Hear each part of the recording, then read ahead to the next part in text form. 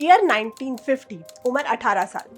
हिंदुस्तान के एक छोटे से गांव का युवा यमन देश पहुंचता है एक बहुत बड़ी कंपनी में एक छोटी सी क्लर्क की नौकरी करने, और अचानक यमन की करेंसी रियाल गायब होने लगती है। चारों तरफ हंगामा मच जाता है। यमन की गवर्नमेंट हर मुमकिन कोशिश में जुट जाती है उस शख्स को ढूंढने में। किसी को नहीं समझ आ रहा था कि आखिर इतना तेज दिमाग शख्स है कौन जिसने पूरे यमन को हिला के रख दिया। उस इंसान को पता चल गया था कि यमन का हर एक चांदी के सिक्के में जो असली सिल्वर है वो वहां की करेंसी के एक्चुअल वैल्यू से कई ज्यादा है।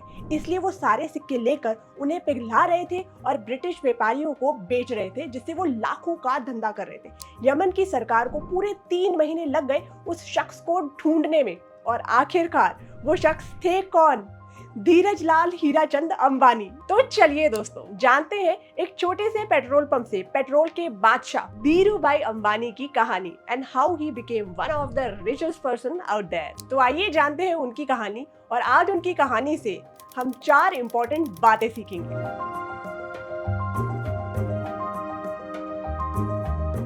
धीरूभाई अंबानी का पूरा नाम धीरज लाल हीराचंद अंबानी था। इनका जन्म गुजरात के जूनागढ़ के पास एक छोटे से गांव चोटवाड़ में एक साधारण शिक्षक के घर 28 दिसंबर 1932 को हुआ था। इनकी मां जमुना बेन एक हाउसवाइफ थी और इनके पिता गोवर्धन अंबानी एक नॉर्मल टीचर। उनके और 4 बहन भाई थे, जिसके कारण उनकी फैमिली में कुछ फाइनेंशियल प्रॉब्लम रहती थी, जिसके कारण उन्होंने अपने हाई स्कूल की पढ़ाई बीच में ही छोड़ दी थी। उन्होंने उसके बाद ठेला लगाकर पकोड़े बेचे। कुछ समय बाद धीरूभाई अंबानी को पता चला कि यमन में इंडिया से कई गुना ज्यादा पैसा बन रहा है। इसलिए धीरूभाई जी ने 1950 में सिर्फ 17 साल की उम्र में अपने बड़े भाई रमनीक भाई के साथ यमन चले गए। लर्निंग नंबर 1, बड़ा सोचिए, जल्दी सोचिए और आगे की सोचिए। आइडिया पर किसी का पेटेंट नहीं होता, जस्ट थिंक। अगर आज आपको कोई बहुत बढ़िया अच्छा आइडिया आता है और आपके आइडिया पे कोई और इम्प्लीमेंट करके अपना बिजनेस खोल लेता है तो क्या फायदा हुआ? तो इसलिए फटाफट इम्प्लीमेंट करना अपने आइडिया पे बहुत जरूरी है। वहां पहुंचने के बाद रमनीक भाई ने अंबानी को एक जॉब दिलाने का प्लान बनाया। जब धीरूभाई अंबानी वहां पहुंचे तो उन्हें एक पेट्रोल पंप पर काम करना पड़ा। फिर धीरूभाई लोगों को पेट्रोल पंप पे ज्यादा से ज्यादा पेट्रोल भरवाने के लिए बहुत ज्यादा एंकरेज करने लगे। पेट्रोल पंप के जो वर्कर्स थे उन्हें वहां 25 पैसे की चाय मिलती थी, लेकिन धीरूभाई अंबानी वो 25 पैसे की चाय नहीं बल्कि एक्सपेंसिव होटल में 1 रुपए की चाय पीने जाते थे। क्यों? पैसे उड़ाने के लिए या शो ऑफ करने के लिए?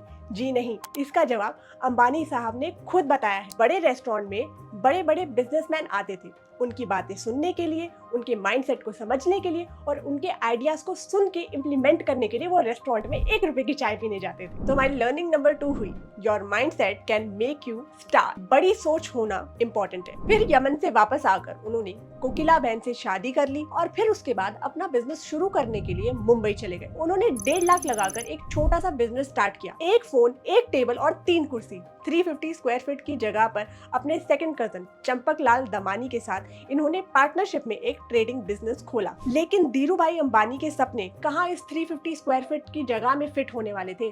तभी उन्होंने बिजनेस एक्सपैंड करने का सोचा, जिससे दमानी बिल्कुल खुश नहीं थे। उन्हें लग रहा था कि अच्छा खासा बिजनेस चल रहा है, फिर क्यों रिस्क लेकर जीरो से स्टार्ट करना। और बस तभी से धीरूभाई अंबानी ने उनके साथ पार्टनरशिप छोड़कर 1966 में अकेले एक नया बिजनेस जीरो से स्टार्ट किया, जिसका नाम था रिलायंस कमर्शियल कॉर्पोरेशन। वही रिलायंस जो आज हम पेट्रोकेमिकल्स, एनर्जी, टेक्सटाइल, टेलीकॉम और भी ना जाने कितने सेक्टर्स में मशहूर है। अगर उस दिन धीरूभाई ये रिस्क नहीं लेते तो शायद आज अंबानी सिर्फ एक मामूली सा मसाले का बिजनेस कर रहे होते। और इससे हमारी ये लर्निंग हुई कि लाइफ में सही अपॉर्चुनिटी लेकर रिस्क लेना बहुत इंपॉर्टेंट है and this can literally bring a huge difference. Dhirubhai Ambani की एक कहानी याद आई मुझे। एक बार वो अपने ड्राइवर के साथ कहीं जा रहे थे, तभी बहुत तेज आंधी तूफान आने लगा। ड्राइवर ने पूछा कि गाड़ी मोड़ लूं, आगे तूफान आ सकता है। धीरूभाई ने कहा कि नहीं, चलने दो। ड्राइवर ने गाड़ी आगे बढ़ाई।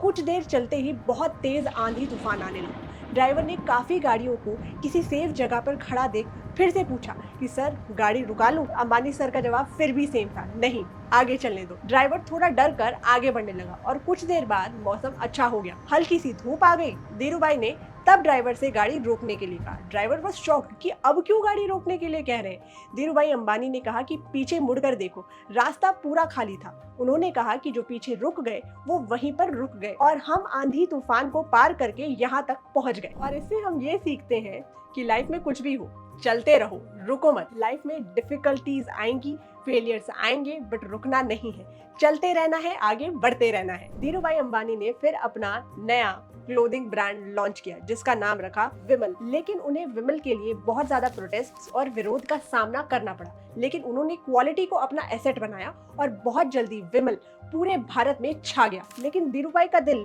और भी कुछ करने को कह रहा था। उन्होंने डिसाइड किया कि चलो अब टेलीकम्युनिकेशंस में धमाल मचाया जाए। उनका नेक्स्ट बिजनेस प्लान क्या था?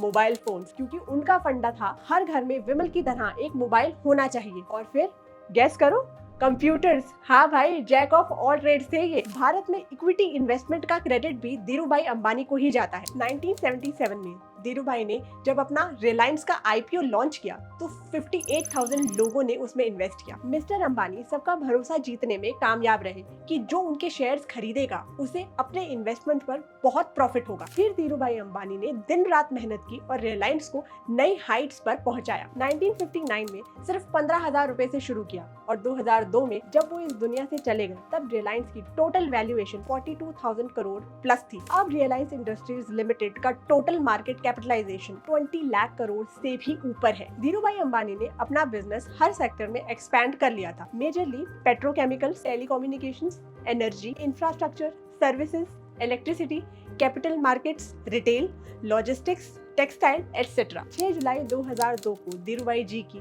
हेल्थ इश्यूज की वजह से डेथ हो गई और उसी बिजनेस को उनके बेटे मुकेश और अनिल अंबानी अब आगे एक्सपैंड कर रहे हैं। धीरूभाई ने दुनिया को दिखा दिया कि बिना किसी हार्वर्ड, ऑक्सफोर्ड या एमबीए की डिग्री के, बिना किसी स्ट्रॉन्ग फाइनेंशियल बैकग्राउंड के भी एक बेहतरीन सक्सेसफुल बिजनेस किया जा सकता है। तो ये थी धीरूभाई अंबानी की कहानी। मिलते हैं अगली वीडियो में एक नए फैक्ट के साथ।